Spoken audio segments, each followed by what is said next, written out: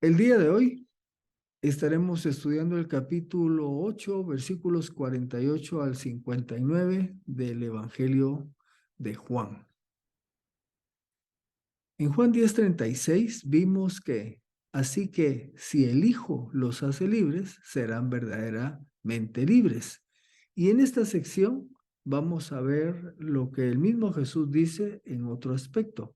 El que guarda su palabra, o sea, el que cree en él, tiene vida eterna. Empecemos con el versículo 48. Respondieron los judíos y le dijeron: ¿no decimos bien nosotros que tú eres samaritano y que tienes demonio? Habiéndoles dicho en la sesión anterior a estos judíos que ellos eran hijos del diablo, ahora los judíos contraatacan diciéndole samaritano. Ya hemos comentado en estudios anteriores la profunda diferencia que había entre judíos y samaritanos. Y esta expresión que utilizan es una manera despectiva de referirse a Jesús. Cabe notar que esta es la única vez que aparece este tipo de expresión o de insulto. Le dicen también, pues tienes demonio. Ya en el versículo 20 del capítulo 7 lo habían acusado lo mismo. Le dice, la multitud respondió: demonio tienes. ¿Quién busca matarte? Por otro lado, en el versículo 52 de este capítulo, vamos a ver que vuelven a repetir: ahora sabemos que tienes demonio. Y en el capítulo 10, versículo 20, expresan: demonio tiene y está fuera de sí. Pese a que Jesús les había repetido hasta la saciedad que él venía de Dios, estos judíos insistían en acusarlo de que estaba endemoniado. Jesús respondió: yo no tengo demonio, más bien honro a mi Padre, pero ustedes me deshonran. La respuesta es enfática, categórica: yo no tengo demonio. Y les agrega que esa acusación lo deshonraba a él, bueno, y agregamos nosotros, y por lo tanto al Padre que lo había enviado. Cuando llegamos al versículo 50, pues él agrega, dice: yo no busco mi gloria, hay quien la busca y juzga. Jesús no buscaba su propia gloria, sino la del Padre. Y a su vez, o sea, el Padre es el que honra al Hijo. Y hagámonos la pregunta: ¿la gloria de quién buscaban los judíos? Bueno, la respuesta es sencilla: ellos buscaban su propia gloria. A ellos les encantaban que los vieran los demás hombres con sus prácticas externas religiosas, para que la gente dijera: qué bárbaro, qué hombre, cómo busca las cosas de Dios. Pero no estaban buscando glorificar a Dios, sino ser exaltados ellos mismos. Llegamos al versículo 51. De cierto les digo, que si alguno guarda mi palabra, nunca verá la muerte para siempre, que era el versículo que citábamos al inicio. El que guarda su palabra, esto es, el que cree en él, nunca verá la muerte eterna. Jesús afirmaba más adelante en el capítulo 11, versículos 25 al 26, con lo siguiente: Jesús le dijo, eso fue a Marta, la hermana de Lázaro, cuando había muerto Lázaro. Jesús le dice: yo soy la resurrección y la vida. El que cree en mí, aunque muera, vivirá. Y todo aquel que vive y cree en mí, no morirá para siempre. Entonces los judíos le dijeron: ahora sabemos que tienes demonio, porque Abraham murió y también los profetas. Y tú dices: si alguno guarda mi palabra, nunca gustará la muerte para siempre. Por supuesto, ¿cuál era el problema? Es que estos judíos estaban pensando en términos de vida humana. No lograban captar que el Señor está hablando de vida eterna. Por eso, regreso, es que ellos contraargumentan diciendo: ¿qué es eso que dices que el que guarda tus palabras no verá la muerte? Mira, Abraham ya murió, y eso había pasado como 2000 años antes, también los profetas. ¿Cómo es eso que tú dices esto que estás expresando? Pues claro, él estaba hablando de vida espiritual, de vida eterna, no de vida humana. En el versículo 54, Jesús respondió: si yo me glorifico a mí mismo, mi gloria no es nada. El que me glorifica es mi Padre, lo decíamos anteriormente. ¿De quién ustedes dicen? Los mismos judíos decían, pues es nuestro Dios, refiriéndose al Padre. Así que, una vez más, Jesús afirma que no busca su propia gloria y que es el Padre el que lo glorifica a él. En Hebreos 5:5 lo ratifica. Dice así: así también Cristo no se glorificó a sí mismo para ser hecho sumo sacerdote, sino que lo glorificó el que le dijo: hijo mío, eres tú, y yo te he engendrado hoy. Por supuesto, esto se lo dijo el Padre y es el que glorificó al Hijo. Los judíos, aunque decían que el Padre es nuestro Dios, no lograban percibir que el Padre había enviado a Jesús y que a la vez exaltaba a Jesús. Cuando llegamos entonces al versículo 55, Jesús les dice: y ustedes no lo conocen, pero yo sí lo conozco. Si digo que no lo conozco, y se refiere al Padre, seré mentiroso como ustedes, pero lo conozco y guardo su palabra. Aunque estos judíos dijeran que el Padre era su Dios, en realidad no lo conocían, era una expresión del diente al labio. Por el contrario, Jesús sí conocía a Dios, y la evidencia de que conocía a Dios era que guardaba su palabra, cosa que no hacían sus detractores, estos judíos con los que hablaban, porque ellos no guardaban la palabra del Señor, vivían vías religiosas externas de apariencia, pero no de corazón. En el versículo 56 expresa a Jesús: Abraham, el padre de ustedes, y por supuesto desde el punto de vista físico, humano, como descendientes de Abraham. Entonces Abraham, el padre de ustedes, se regocijó de ver mi día. Él lo vio y se gozó.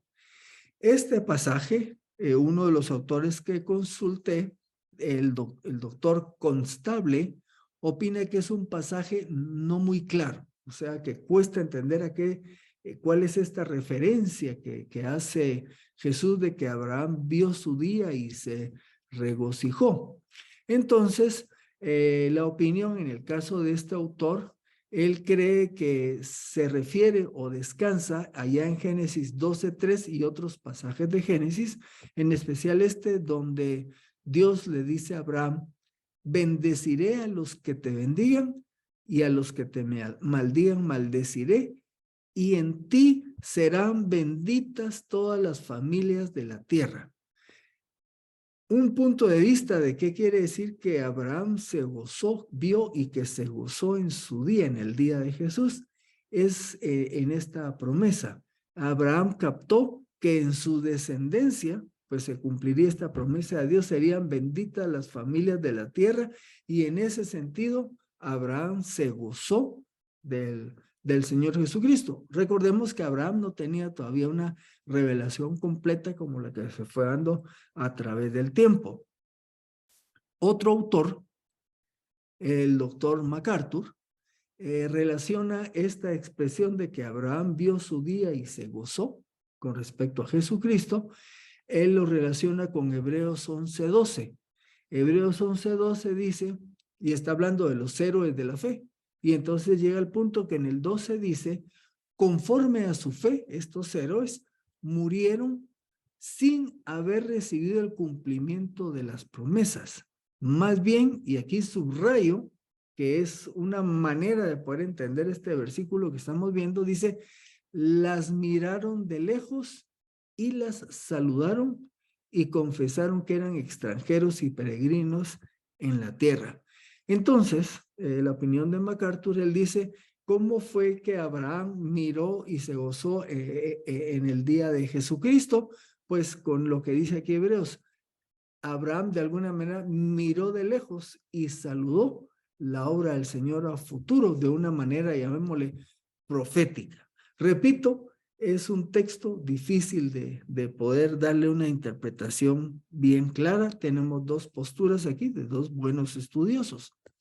Cuando pasamos al versículo 57, le expresan entonces los judíos, aún no tienes ni 50 años y has visto a Abraham. Bueno, vamos a ver aquí algunos detalles interesantes. Número uno, no se está diciendo aquí de que Jesús tenía como 50 años, sino que la expresión va con este sentido. Ni siquiera has llegado a esa edad, o sea, ni siquiera has llegado a 50 años, pensando que Abraham había muerto hacía 2000 años, ¿verdad?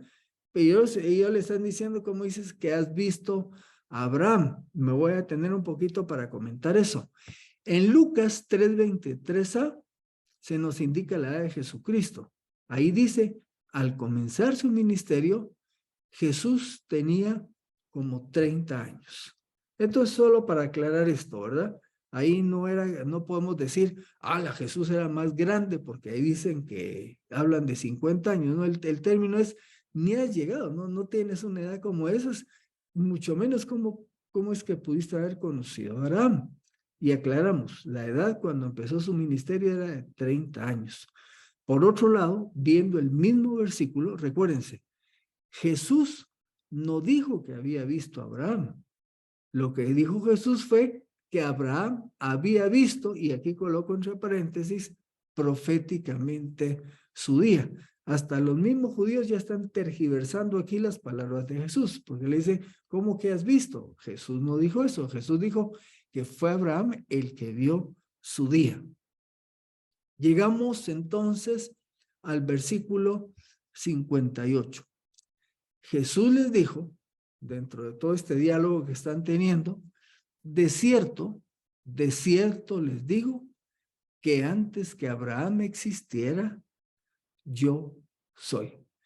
En uno de los estudios anteriores vimos esta expresión yo soy, que es conocido como el tetragrama, que es la expresión con la que Dios le contestó a Moisés cuando Moisés le pregunta, bueno, yo voy a ir al pueblo judío para decirles lo que tú me estás diciendo, ¿quién les digo que me está enviando?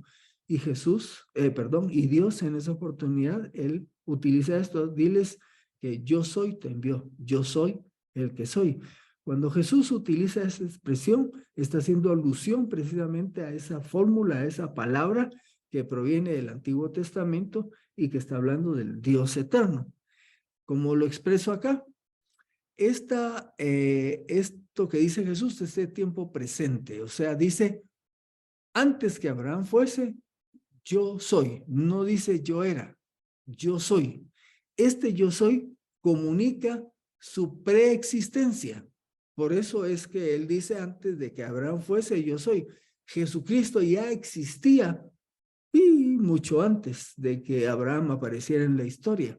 Por otro lado, la expresión yo soy también comunica su deidad, el hecho de que él es Dios, como empieza Juan su evangelio, en el principio el verbo y el verbo era Dios, ¿verdad?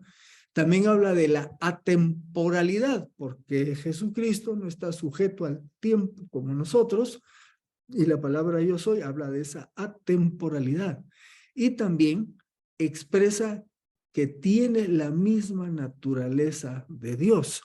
Si ustedes preguntaran o si los judíos pudiéramos decir, ¿estarían entendiendo ellos que Jesús les está diciendo, cuando dice yo soy, les está hablando de que Él es Dios? Y recuérdense, no es la primera vez, porque ya le habían achacado que siendo hombre se hacía igual a Dios, porque en varias ocasiones Jesús les había transmitido este mismo tipo de idea.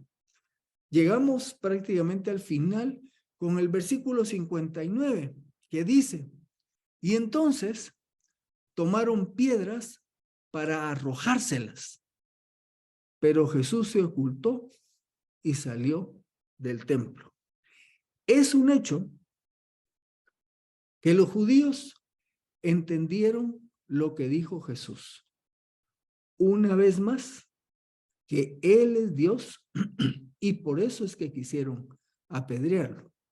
Y miren, recuérdense que ya en pasajes anteriores, aquí leímos uno donde le dijeron, demonio tienes, ¿por qué dices que te queremos matar? No, si ellos andaban detrás de él durante mucho tiempo porque precisamente habían entendido lo que Jesús estaba enseñando, estaba hablando de su divinidad. Así que por esa razón está esta reacción donde una vez más intentan matarlo. Sin embargo, todavía no era su hora. Nos dice el pasaje que el Señor se retiró y salió del templo. Tampoco es la primera vez que oímos algo como esto. Ya en una ocasión anterior intentaron despeñarlo y también se dice que el Señor se retiró. Ahora, aquí me parece curioso porque imagínense, él está ahí dentro del atrio, aquel famoso de las ofrendas o de las mujeres, está rodeado de gentes. ¿Cómo es posible que no puedan hacerle nada? Yo en lo personal tiendo a ver aquí, pues obviamente, un acto extraordinario de Dios, como el Señor Jesús ante esa amenaza sencillamente puede retirarse tranquilamente y no pueden hacer nada. Esto es porque de alguna manera está expresando elementos de su divinidad. Para ir terminando, podemos llegar a este punto final. Cuando Jesús, o sea, el Evangelio, es presentado a una persona, solo tiene dos alternativas. Una, o cree o lo rechaza. Allá al inicio del Evangelio dice, a los suyos vino y los suyos no le recibieron. Allá en el capítulo 3 nos habla de que la luz vino y se hizo presente en las tinieblas, pero dice que los hombres no quisieron creer en él porque amaban más la vida que llevaban y por lo tanto hablamos de un rechazo. Para nosotros, los que hemos creído, pues entonces tenemos la libertad que Él nos ofrece, esa libertad del pecado, pero también, como vimos hoy, la vida eterna. Ciertamente nuestra vida física algún día terminará, ya sea porque muramos o porque el Señor venga y nos lleve sin experimentar la muerte, pero lo que sí tenemos garantizado es vida eterna junto a Él. Con las personas que conocemos y que están a nuestro alrededor, cuando les hablemos de Cristo, habrán dos opciones. O creen en el mensaje, creen en Él como Señor y Salvador, o sencillamente le rechazarán. Así que vamos a ir terminando este estudio el día de hoy.